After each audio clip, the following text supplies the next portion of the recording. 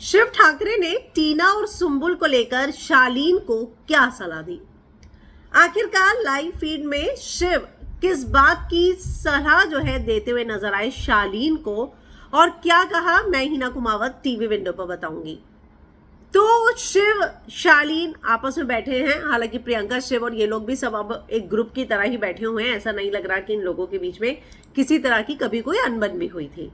बहुत ही कॉर्डियल से ये लोग जो है सभी एक दूसरे के साथ हो ही चुके हैं। तो ऐसे में अब शिव जो है शालीन को बोलता हुआ नजर आया कि देख शालीन, टीना सुंबुल मतलब जो चीजें थी घर की चीजें जो है घर में ही रह गई हैं, बाहर जाके हमें किसी भी चीज को कंटिन्यू नहीं करना है। तो उसे बोला हाँ मैं मानता हूँ, जानता हूँ, और मेरी मम्मी ने भी ये बात बोली थी आने के बाद। हालांकि मैं बहुत सरप्राइज था कि जो टीना को लेकर बातें कही, मैं कभी भी मुझे नहीं मालूम था कि बाहर किस तरीके से चीजें दिख रही हैं। मैं बहुत श्योर था कि सब कुछ सही दिख रहा है, लेकिन जब मेरी मम्मी ने भी आके बोला तो शुरू में तो मैं सरप्राइज हो गया था कि ऐसा क्यों, मैंने तो ऐसा कुछ किया नहीं। तो उसे बोला कि मेरी मम्मी ने भी ये बात बोली थी, उनको तब उसके साथ दोस्ती ज्यादा पसंद आई थी, यानी कि उसका इशारा जो है सुंबुल की तरफ था।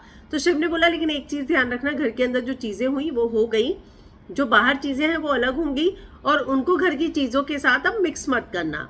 तो ये बात शालीन को शिव समझाते हुए नजर आए कि घर के अंदर जो मुद्दे थे, जो चीजें हो रही थी वो घर की चीजें थी, इसलिए उन चीजों को जाकर तुम बाहर जाकर रिएक्ट मत करना तुम।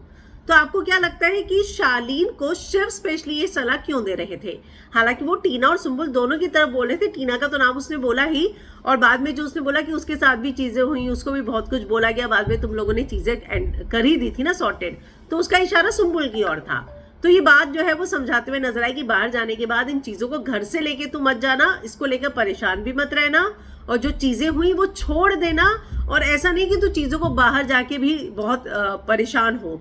तो ये शिव का कंसर्न दिखा एक शालीन के लिए, टीना और सुंबुल के लिए भी, जहां वो इस बात को लेकर उसे समझाते हुए नजर आए हैं।